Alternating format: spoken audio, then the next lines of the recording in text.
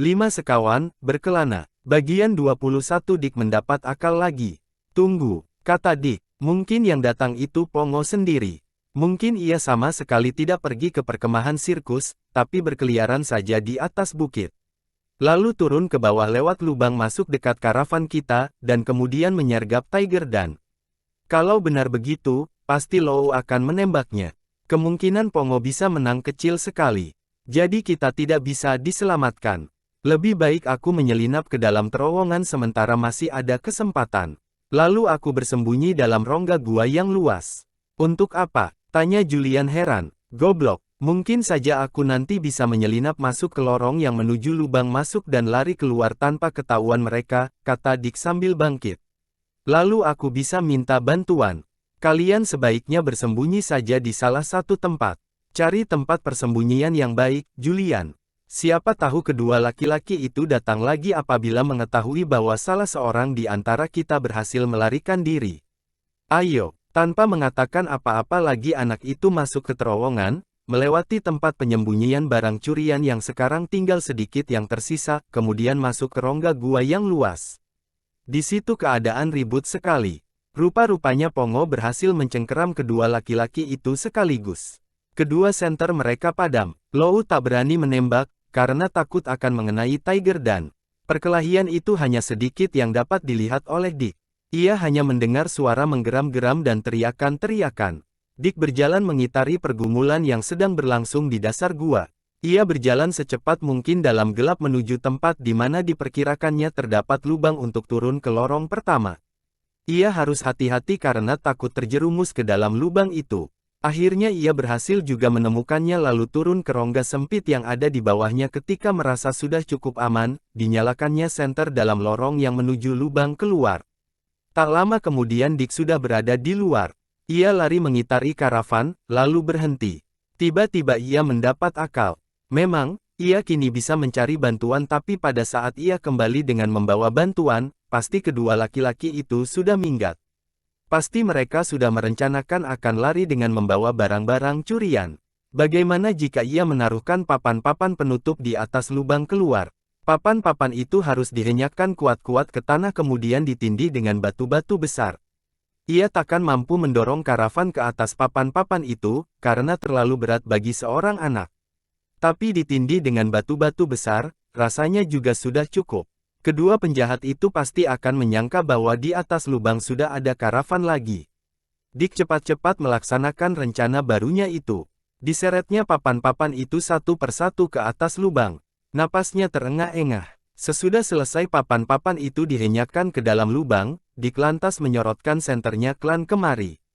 Ia mencari batu-batu besar. Dilihatnya beberapa bongkah batu di dekat situ. Ia tak kuat mengangkat batu-batu itu. Karenanya lantas digulingkannya sampai ke atas papan-papan penutup lubang. Sekarang takkan ada yang sanggup menggeserkan papan-papan itu dari bawah. Mudah-mudahan saja Julian berhasil menemukan tempat persembunyian yang baik, pikir Dick.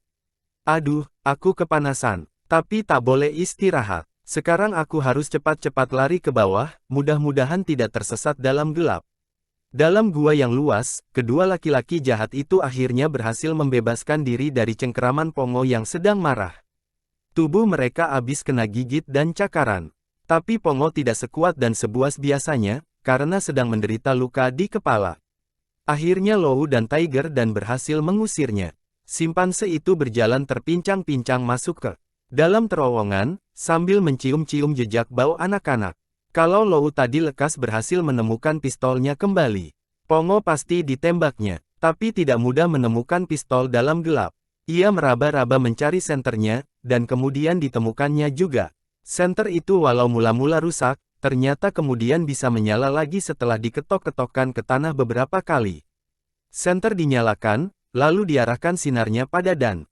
Kita tadi seharusnya berjaga-jaga, ketika melihat bahwa kunyuk itu tidak ada lagi di tempatnya terikat, kata Dan menggerutu. Rupanya ia berhasil memutuskan tali pengikatnya, dengan jalan menggigitnya. Sebetulnya kita harus tahu bahwa Pongo ada di sekitar sini. Nyaris saja kau celaka, ketika ia tiba-tiba menerkamku dari tempat gelap. Untung saja yang ditubruk bukan badanku, tapi karung yang kupanggul. Kita cepat-cepat saja mengambil barang-barang yang masih tersisa dan kemudian pergi dari sini, kata Lou. Ia masih menggigil karena kaget dan ngeri. Tinggal satu kali mengangkut lagi. Kita masuk lagi ke terowongan menakut-nakuti anak-anak itu sekali lagi, menembak Pongo jika dia muncul, dan kemudian minggat. Nanti kita masukkan makanan beberapa kaleng ke dalam lubang pertama. Setelah itu lubang kita tutup dari atas. Biar saja barang-barang yang masih tersisa itu kita tinggalkan di sini. Aku tak kepingin bertemu dengan simpanse itu lagi, kata Dan. Yuk, kita pergi sekarang. Lou juga tidak kepingin bertemu lagi dengan Pongo. Sambil memegang senter yang menyala serta menggenggam pistol yang siap untuk ditembakkan, diikutinya dan ke lubang yang menuju ke rongga gua pertama. Mereka turun, lalu menyusur lorong. Mereka sudah tidak sabar lagi ingin lekas-lekas keluar dan menuruni bukit dengan membawa kereta mereka yang sudah diisi dengan barang-barang curian. Keduanya kaget sekali ketika melihat lubang keluar tertutup. Lou menyorotkan senternya ke atas. Ia tercengang ketika melihat papan penutup terpasang di situ. Rupanya ada orang yang meletakkan ke situ. Sekarang mereka yang terkurung di bawah tanah. Tiger dan mengamuk. Dipukul-pukulkannya tinjunya pada papan. Tapi papan-papan itu ditindih batu-batu berat. Akhirnya dan menjatuhkan diri di sisi Lou. Papan-papan itu tak mampu kugerakkan sedikit pun juga. Rupanya ada orang mendorong karavan ke atasnya lagi. Kita terkurung. Tapi siapa yang melakukannya? Siapa yang mengembalikan papan-papan itu ke situ? Jerit Lou. Ia juga marah sekali. Mungkinkah anak-anak itu menyelinap melewati kita pada saat sedang berkelahi melawan simpanse tadi? Kita periksa saja, apakah anak-anak itu masih ada di sana, kata Tiger dan dengan geram. Ayo, kita lihat ke sana. Biar tahu rasa mereka nanti. Kedua laki-laki itu masuk lagi ke dalam terowongan. Ternyata anak-anak tidak ada di situ. Julian mengikuti saran adiknya, lalu mencari tempat persembunyian yang baik. Tiba-tiba terpikir olehnya, mungkin Dick mendapat akal untuk menutup lubang keluar. Dan kalau hal itu benar terjadi, pasti kedua laki-laki itu akan mengamuk. Anak-anak masuk semakin jauh ke dalam terowongan, terus sampai ke rongga gua yang ada sungainya. Rasanya mustahil bisa menemukan tempat persembunyian. Aku tak tahu di mana kita bisa bersembunyi, kata Julian dengan bingung. Takkan ada gunanya mengarungi sungai ke hilir lagi, karena paling-paling kita cuma akan menjadi basah dan kedinginan. Di sana kita tidak bisa melarikan diri lagi, jika dikejar oleh mereka. Aku mendengar sesuatu, kata George sekonyong-konyong. Padamkan sentermu, Julian. Cepat. Seketika itu juga senter dipadamkan. Anak-anak menunggu dalam kegelapan tapi Timmy tidak menggeram. George merasa bahwa anjingnya itu mengibas-ngibaskan ekor. Yang datang itu ramah, bisik George.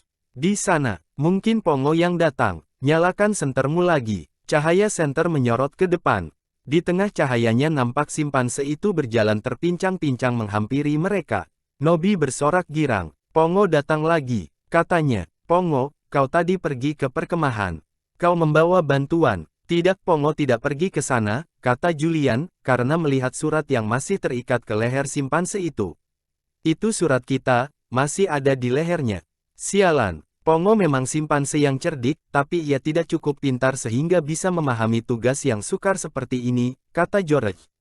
Aduh, Pongo, padahal kami tadi menggantungkan harapan padamu. Tapi tak apalah, barangkali saja Dick berhasil melarikan diri dan mencari bantuan. Di mana kita harus bersembunyi, Julian? Bagaimana kalau mudik? Kata Anne tiba-tiba. Kita sudah mencoba menghiliri sungai tapi kalau mudik belum. Kau rasa akan ada gunanya? Kita bisa mencoba, kata Julian dengan ragu. Ia sebenarnya enggan sekali lagi mengarungi air sungai yang mungkin menjadi dalam secara tiba-tiba. Kuarahkan sorotan senterku ke sana untuk melihat keadaannya. Julian masuk ke dalam sungai, lalu menyorotkan senternya ke terowongan dari mana air datang. Kelihatannya kita bisa berjalan di atas tebing sebelah tepinya, katanya kemudian. Tapi kita harus membungkuk dalam-dalam. Dan arus di situ sangat deras. Jadi kita harus hati-hati, jangan sampai terpeleset dan jatuh ke dalam air. Aku yang berjalan di depan, kata Nobby. Kau paling belakang, Julian. Anne dan George berjalan di tengah-tengah bersama Pongo dan Timmy. Ia naik ke tebing sempit yang terdapat di tepi terowongan rendah itu. Air mengalir deras, tak jauh di bawah kakinya. Kemudian menyusul Pongo, lalu Anne. George, Timmy, dan paling belakang Julian. Tapi ketika Julian hendak masuk ke terowongan, Lou dan Dan muncul dalam rongga gua. Secara kebetulan sorotan senter yang dipegang oleh Lou menyinari tubuh Julian yang saat itu masuk ke dalam terowongan. Lou berseru keras, "Itu satu dari mereka, lihatlah, di sana. Ayo." Kedua laki-laki itu cepat-cepat lari ke tempat sungai muncul dan terowongan. Lou mengarahkan sorotan senternya ke dalam. Dilihatnya anak-anak berjalan beriring-iring. Julian paling belakang. Ditangkapnya Julian, lalu ditariknya keluar lagi. Anne menjerit ketika melihat Julian diseret ke belakang. Nobby kaget setengah mati. Timmy menggeram-geram dengan galak sedang Pongo mengeluarkan suara-suara aneh. "Awas, aku memegang pistol," terdengar suara Lou di belakang mereka. "Aku takkan segan-segan menembak anjing dan simpanse itu. Jika mereka berani muncul kemari. Jadi pegang mereka kuat-kuat, jika tidak ingin binatang-binatang itu mati ku tembak." Lou menyodorkan Julian pada Tiger dan Yang. Mencengkeram kerah baju anak itu, Lou menyorotkan senternya lagi ke dalam terowongan, untuk menghitung jumlah anak-anak yang ada di situ. "Hei, Nobby ada juga di situ rupanya," kata Lou. "Ayo keluar, Nobby." "Kalau aku keluar, Pongo pasti ikut," kata Nobby. "Kalian kan juga mengetahuinya, dan mungkin ia berhasil menyerang kalian lebih dulu." Lou memikirkan kemungkinan itu. Ia takut pada simpanse besar itu. "Kalau begitu, kau tetap di situ bersamanya," katanya kemudian. "Dan anak perempuan itu juga di sana saja untuk memegang anjing. Tapi anak laki-laki yang satu lagi, kau harus keluar." Lou menyangka George, anak laki-laki George, sama sekali tidak merasa tersinggung. Ia malah senang jika dikira anak laki-laki. Dengan segera ia menjawab, "Aku tak bisa keluar, karena anjing ini pasti akan ikut. Aku tak mau kau menembaknya. Ayo keluar," kata Lou mengancam. "Akan kutunjukkan pada kalian berdua, apa yang akan terjadi dengan anak-anak yang kerjanya selalu mengintip-intip dan mencampuri urusan orang lain." Nobby tahu apa yang akan terjadi. "Bukankah begitu, Nobby? Dia sudah diajar, dan sekarang giliran kalian berdua." Anak laki-laki memang bandel, dan berseru padanya, "Mestinya ada satu anak perempuan lagi di situ, Lou." Kurasa Nobby waktu itu mengatakan mereka berempat, dua laki-laki dan dua lagi perempuan. "Mana anak perempuan yang satu lagi? Mungkin sudah masuk lebih dalam di terowongan," kata Lou sambil berusaha melihat sejauh mungkin ke dalam. Sekarang yang laki-laki itu keluar. Anne mulai menangis. "Jangan pergi, George. Jangan. Mereka akan menyakitimu. Katakan pada mereka, kau anak." Petik 2. "Diam," bentak George. Kemudian ditambahkannya dengan berbisik-bisik. "Jika kukatakan bahwa aku anak perempuan, mereka akan tahu bahwa Dick tidak ada di sini. Mereka akan lebih marah lagi.